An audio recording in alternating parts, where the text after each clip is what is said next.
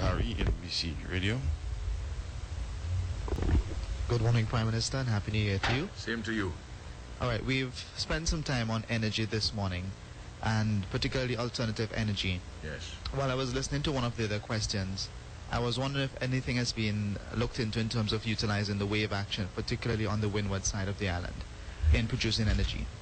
No, that has not been looked at in a focused manner. The three forms of renewables which we have looked at with great focus is improving the efficiency of the three hydropower plants. Incidentally, the hydropower plant at Richmond is not yet up and running after the storm because they had a lot of scheduled rehabilitation work to be done on it. Similarly at South Rivers. So what they have done is they have taken the opportunity to do the rehabilitative work which they had planned, plus the corrections from the storm. South Rivers, they did relatively minor damage compared to what had taken place here at Richmond, or indeed at Cumberland. And then, so that's the solar, that's the hydro. The solar I've spoken to about, and also the geothermal. Wind for a while had been in the mix, but what we want to do is to get persons to be interested in doing the wind. We'll give the incentives for private sector, and if they produce the wind at a particular price which is competitive, Vinlec would buy it in their grid. But we haven't had the takers for that. What we have had a number of people coming to us, want us to start a facility in respect of wind. And they will manage it, and that sort of a thing. But if anybody feels that they want to produce the wind privately, we can put it in the grid. They, provided that the price is competitive. And the reasons of economics and the environment which are taken into account with those. The wind, there are one or two sites which had been looked at, but the question of the nature of the windmills and how the look and the noise and so on and so forth, though the technology is improving. If I may just say this, you know, Vinlec from time to time gets a load of criticisms, and nobody is above any criticism. Nobody. There are no sacred cows. But as always, there has to be a balance. If there is no balance, if there's just one-sidedness, there's no desire for truth. There's only a desire for confusion. And Paul,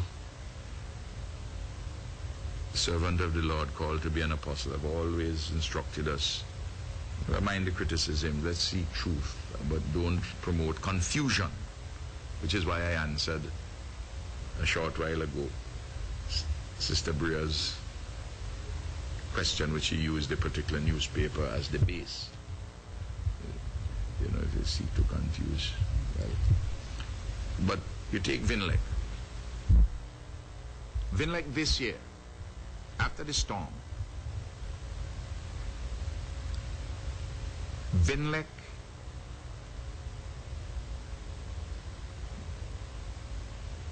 was without, well, they have been without Richmond. Since then, Richmond is going to come on stream sometime in another couple of months when they complete all the rehabilitative work. South of us came back, I think, February or March. And between the three units down at Cumberland came between March, April, June. Now it costs them thus far, because they're not finished, $2.6 million to do the restoration on the hydro. But because the hydro had been out, and also it's in the dry season, in that period, and I said the hydro was out for quite some while, you had to import more fuel. And when you import more fuel, and especially at the price of the fuel at the time, the fuel surcharge will rise. And you remember that the fuel surcharge rose. But Vinlec,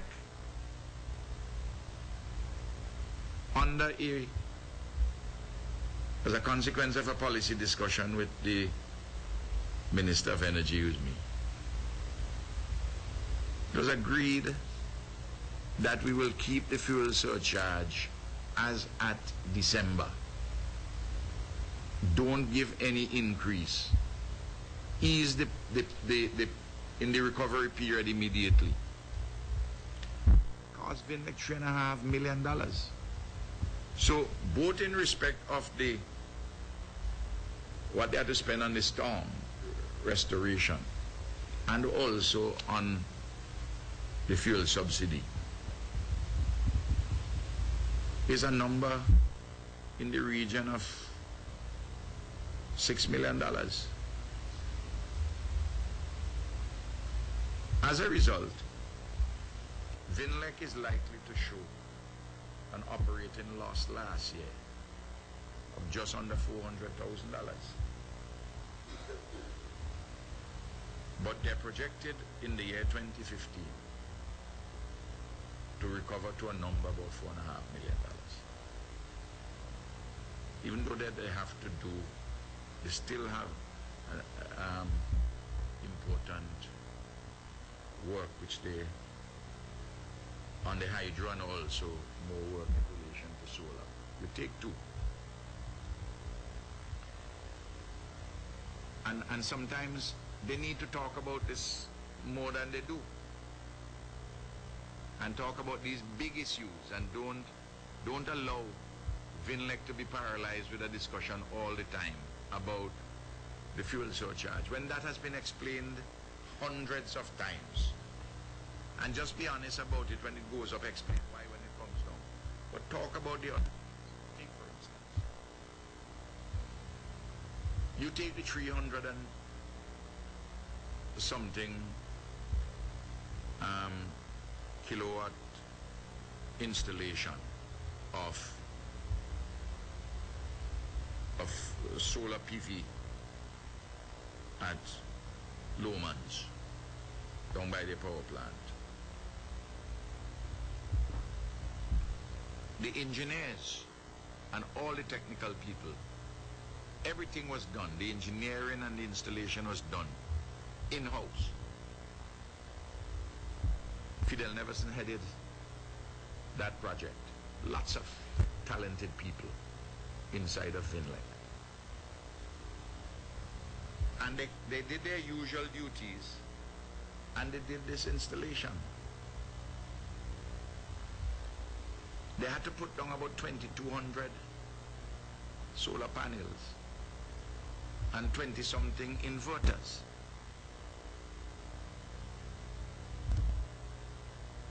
Now, conceivably, if they didn't have to do their usual duties, it might take a few months less.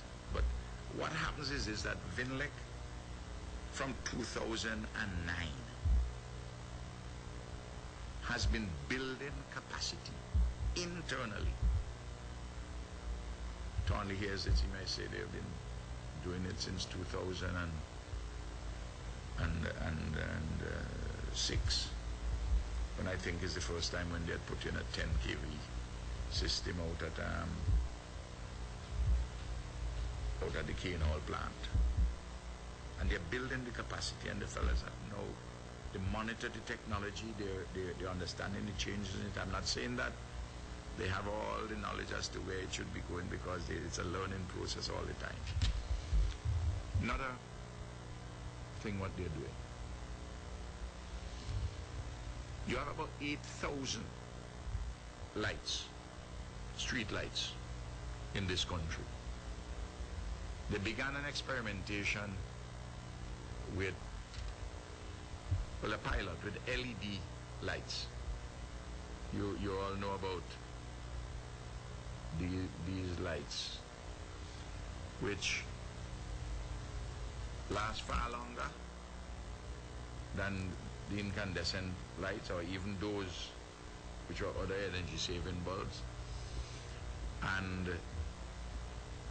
they draw far less energy.